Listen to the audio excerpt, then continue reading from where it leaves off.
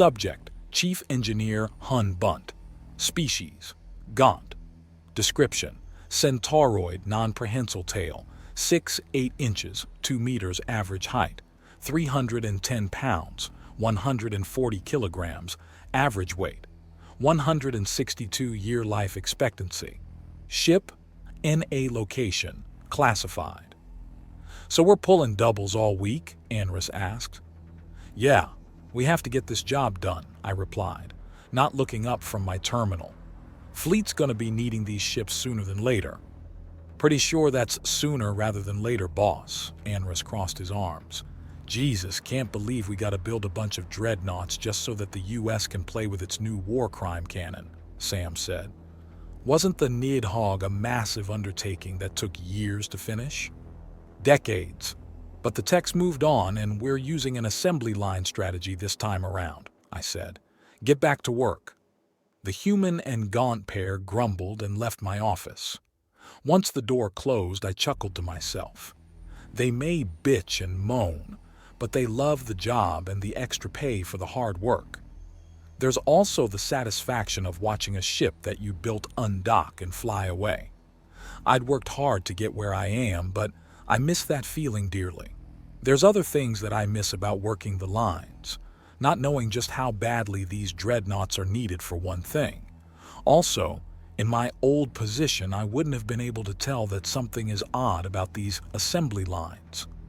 I'd gladly work doubles if it meant that I didn't have to worry about keeping secrets so damned often. Sam and Anris don't know how good they have it.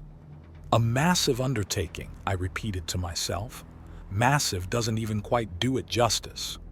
The USS Nidhogg had taken the combined efforts of all of the United Systems to accomplish. It's still the biggest and most advanced ship we've ever created, even all these years later. The sheer amount of materials that went into it was staggering, and we'd had to replace parts as new discoveries were made as well. Most of the engineers who had taken on the challenge ended up with substance abuse issues, but they got one hell of a payday to make up for it. I sighed and closed my eyes, pressing my fingers against them slightly. We can get it done, and we can get it done on time. It's just a matter of strategy.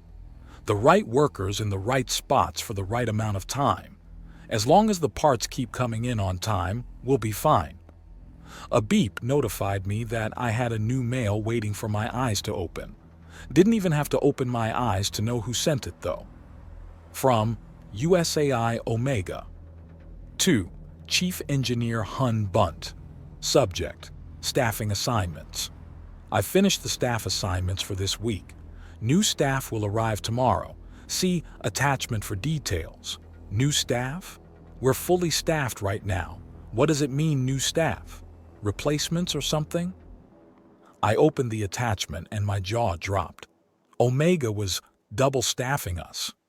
I leaned back in my chair and stared at the ceiling for a moment. Until now, I'd been told we were going to be pulling double shifts indefinitely, and I'd already spread the word. My guys are complaining about the long hours, but they'll complain even louder about the canceled overtime. I could probably spin it on them, though. Use their complaints about the double shifts to justify the change and maybe even teach them a lesson while I'm at it. Yeah, right. That'd be the day. I let out a heavy sigh, knowing that if I don't at least try to convince Omega to let them have the OT, that they'll rip me a new one. From Chief Engineer Hun Bunt to USAI Omega. Subject: RE staffing assignments. While I appreciate your assistance in handling the scheduling of the employees, canceling the overtime may result in employee dissatisfaction which could impede progress. I humbly request that you kindly reconsider. I reread the message a few times to make sure it sounded professional and that I hadn't made any spelling mistakes. Omega might be a machine, but it's a machine that tells my boss what to do, so I don't want to get on its bad side. Just need it to realize that the guys don't mean it when they're complaining about having to work long shifts. Some of them really need the money. How? A voice asked. I jumped and looked around, but there wasn't anyone else in my office. Where did that voice come from? Above me? I jumped again when my terminal shut off and a hologram appeared in its place. The hologram was a robed humanoid holding a curved blade attached to a long stick. This wasn't a call or anything. This is an avatar, and those are used by AI. Oh shit. What? I stammered. Why will the workers be dissatisfied, and how will that impede progress? Omega asked again. They want the overtime. They might be complaining about it, but that's just hot air, I explained. Complaining is a tradition in construction, you see. Some of the guys really need the money, and all of them want the money. If we yank that carrot out from in front of them, they're not going to perform as efficiently. I didn't add the new staff to address their complaints. I did so to make certain the workers are rested enough that they don't make avoidable errors. Ah, I see, I said. But your intention doesn't change the result. The word regarding the double shifts has already been spread, so they're all expecting the OT. Regardless, organic operators have an increased tendency to make mistakes when they're overworked, and unfortunately this project is extremely time-sensitive. We have to move as fast as possible without any errors. We cannot afford to go back and fix mistakes. We silently stared at each other for a moment, or rather, I stared at its holographic avatar. I see. You don't have a solution, just the problem, Omega broke the silence. Well, how would bonuses impact their efficiency? A bonus for every ship completed on time, matching what they would have made with the double shifts should work. Yes? Yes, for the new employees too? Of course. If the new employees found out they were being left out, we'd have the same morale issue, wouldn't we? Yeah, I guess, I said hesitantly. That's a ton of money, though, especially accounting for all the materials costs. This project is that important. It is. You have the proper security credentials. Would you like to know why? Omega asked. The tone in which the AI asked that suggested that I should decline, that I'd be better off not knowing. I'm not exactly one to put my nose in someone else's business unless I have to, but this is insane. The amount of money being spent, the tight deadline, and the very fact that I'm interacting with a very high-ranking AI right now leads me to believe that I need to know. Well, it's the MPPs, right? I asked. Not just. I thought for a few more moments before curiosity finally got the better of me. I nodded to Omega. Understood. Check your messages, it said as its avatar disappeared and my terminal reappeared. The terminal beeped twice and both mails were from Omega. Neither of them had subjects or any text, just attachments. I opened the one titled MPPSSEC and read it. Nothing that I didn't already know, but I got a sinking feeling in the pit of my stomach as I opened the next attachment. Classified Tier 3, Penurim 3, Skirmish After Action Report. Mission: Assist Republic Forces against Omni-Union Attack.